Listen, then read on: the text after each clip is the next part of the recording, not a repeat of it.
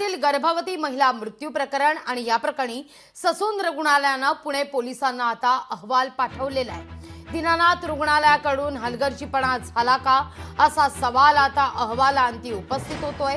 काल रात्री उशिरा जिल्हा मेडिकल बोर्डचा अहवाल आता टपालामार्फत पुणे पोलिसांना पाठवण्यात आलेला आहे, जो आज संध्याकाळी अहवाल पुणे पोलिसांना मिळण्याची शक्यता वर्तवली जाते। डॉक्टरांकडून निष्काळजीपणा झाला का किंवा यामध्ये काही मेडिकल निग्लिजन्स आहेत का याची चौकशी करत असून या समितीने एक अहवाल तयार केलेला आहे आणि हा अहवाल आता पोस्टाद्वारे पाठवण्यात येतोय। पुणे पोलिसांना हा अहवाल आता पाठवण्यात आलेला आहे।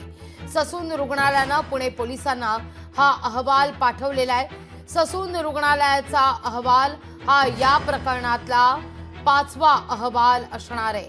हा अहवाल सादर करताना गोपनीयतेचा भंग होऊ नये म्हणून ससूनकडून विशेष खबरदारी सुद्धा बाळगण्यात आलेली आहे।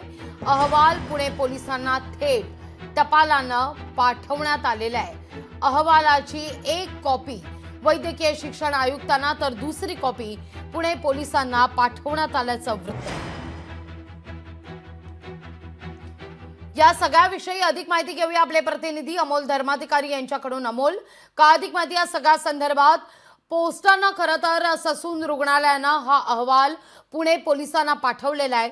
हा अहवाल प्राप्त झाल्यानंतर पुणे पोलिसांकडून या सगळ्या प्रकरणी तपास कुठवर पोहोचला, नेमकं काय या अहवालात म्हटलेलं आहे, या सगळ्याविषयी काही पत्रकार परिषद होणार आहे का? काय अपडेट आहे या अहवालात, नेमकं काय आहे?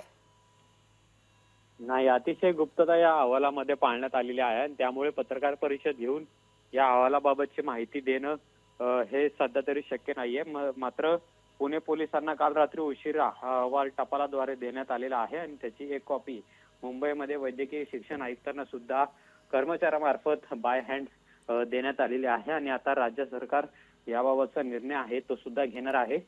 पुणे पोलिसांना याबाबतचा अहवाल दिल्यानंतर या दीनानाथ रुग्णालयाकडून मेडिकल निग्लिजन्सचं उल्लंघन झालं आहे का हे सुद्धा तपासलं जाईल आणि दुसरीकडे ज्या ईश्वरी भिसे यांचा मृत्यू झाला, ज्या रुग्णालयामध्ये त्यांचा मृत्यू झाला, जिथं त्यांनी बाळाला जन्म दिला, या रुग्णालयांची सुद्धा चौकशी आहे ती या आधीच या समितीने केलेली आहे आणि त्यामुळे नेमकं आता ईश्वरी भिसे यांच्या मृत्यूला जबाबदार कोण आहे हे या अहवालामध्ये खरं तर असणार आहे आणि ते समोर कधी येतं हे पाहणं महत्वाचं आहे। आता एकूण 4 अहवाल आहेत ते ईश्वरी भिसे मृत्यू प्रकरणामध्ये समोर आलेले आहेत, जे आता राज्य सरकारला सादर झालेले आहेत आणि त्यामुळे लवकरात लवकर आता राज्य सरकार येऊन याबाबत कोण दोषी आहे याबाबतचा निर्णय घेईल अशी सुद्धा अपेक्षा भिसे कुटुंबियांकडून व्यक्त केली जाते। मात्र काल ससून रुग्णालयाने अतिशय गुप्तता पाळत हा अहवाल आहे तो टपालाद्वारे पुणे पोलिसांना सुद्धा सुपूर्द केलेला आहे आणि मुंबईमध्ये वैद्यकीय शिक्षण आयुक्त आहे यांना सुद्धा तो अहवाल देण्यात आलाय।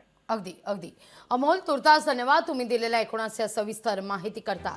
या अहवालात गुप्तता बाळगण्यात आलेली आहे, त्यामुळे हा अहवाल अद्यापही समोर आलेला नाहीये। या अहवालात नेमकं काय म्हटलेलं आहे, या अहवालात काय निष्कर्ष आहे याचे संकेतही मिळणं अवघड होऊन बसले।